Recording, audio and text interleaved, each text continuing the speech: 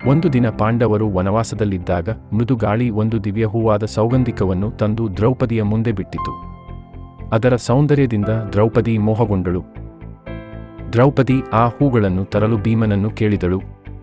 10,000 ಆನೆಗಳ ಬಲ ಹೊಂದಿದ್ದ ಭೀಮ ಗರ್ಜನೆ ಮಾಡುತ್ತಾ ಕಾಡು ಪರ್ವತಗಳನ್ನು ದಾಟುತ್ತಾ ಹೊರಟನು.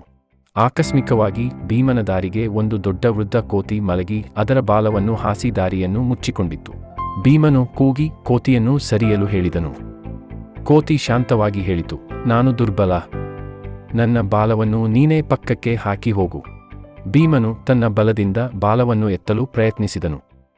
ಆದರೆ ಅದು 1 ಇಂಚು ಸಹ ಚಲಿಸಲಿಲ್ಲ. ತಾನು ವಿಫಲವಾದುದನ್ನು ಅರಿತುಕೊಂಡ ಭೀಮ ಇದು ಸಾಮಾನ್ಯ ಕೋತಿ ಅಲ್ಲ ಎಂದು ತಿಳಿದುಕೊಂಡನು. ಕೈಗಳನ್ನು ಜೋಡಿಸಿ ನಿಜವಾದ ಸ್ವರೂಪವನ್ನು ತೋರಲು ಕೇಳಿಕೊಂಡನು. ಆ ವೃದ್ಧ ಕೋತಿ ನಗೆ ಬೀರಿತು ಮತ್ತು ತನ್ನ ನಿಜವಾದ ರೂಪವನ್ನು ತೋರಿಸಿತು. ಅದು ಭೀಮನ ಸಹೋದರ ಶ್ರೀ ಹನುಮಂತ. ಹರ್ಷಭರಿತನಾದ ಭೀಮನು ತನ್ನ ಸಹೋದರ ಹನುಮಂತನನ್ನು ಅಪ್ಪಿಕೊಂಡನು. ಇಬ್ಬರೂ ಹೃದಯಪೂರ್ವಕವಾಗಿ ಸಂತೋಷ ಹಂಚಿಕೊಂಡರು. ನಮ್ಮ ಬಲವನ್ನು ಮೆಚ್ಚಿಕೊಂಡು ಅಹಂಕಾರ ಮಾಡಬಾರದು. ದಯೆ, ವಿನಯ ಮತ್ತು ಗೌರವವೇ ನಿಜವಾದ ಶಕ್ತಿ.